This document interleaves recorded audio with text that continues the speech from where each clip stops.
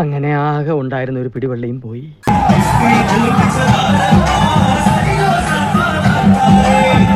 ഇന്ന് പാപ്പിക്ക് ശിവരാത്രിയാ. അവൻ എന്താ പറഞ്ഞത്? റിസൾട്ട് വന്നു കഴിയുമ്പോ അമിട്ട് പൊട്ടിക്കുന്നത് എന്റെ മുഖത്താണെന്ന്. എന്നിട്ടോ ഞാൻ അവന്റെ വീടിന്റെ മുമ്പിലിട്ട് അമിട്ട് പൊട്ടിച്ചു വാഴാൻ വിട്ടു.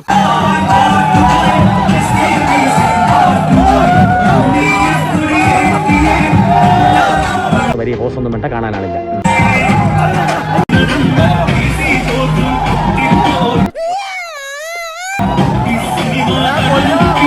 സജി, വീട്ടിൽ തന്നെ ഇരുന്നാ മതി. നീ പുറത്തോട്ടൊന്നും ഇറങ്ങാൻ നിൽക്കണ്ടാട്ടാ.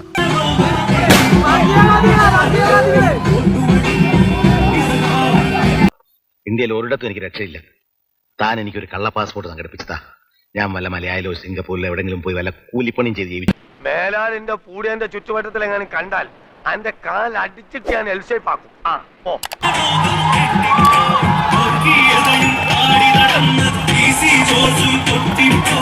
പുതിയതാ? കുറച്ച് സ്റ്റാൻഡേർഡ് കൂടി പോയോ? തെറിക്കൊക്കെ ഒരേ സ്റ്റാൻഡേർഡ് അല്ലേ? ആണല്ലേ?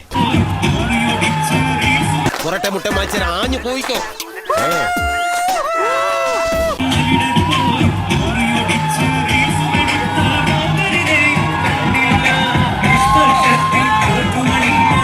നിങ്ങളുടെ ജീവിതത്തിലെ ഏറ്റവും മോശം സമയമാണ് ഇനി വരാൻ പോകുന്നത്.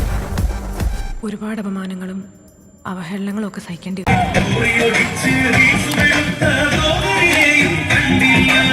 ആവേശം കൊണ്ട് ഓരോന്ന് വിളിച്ചു പറഞ്ഞ് തടിയേടാക്കണ്ട.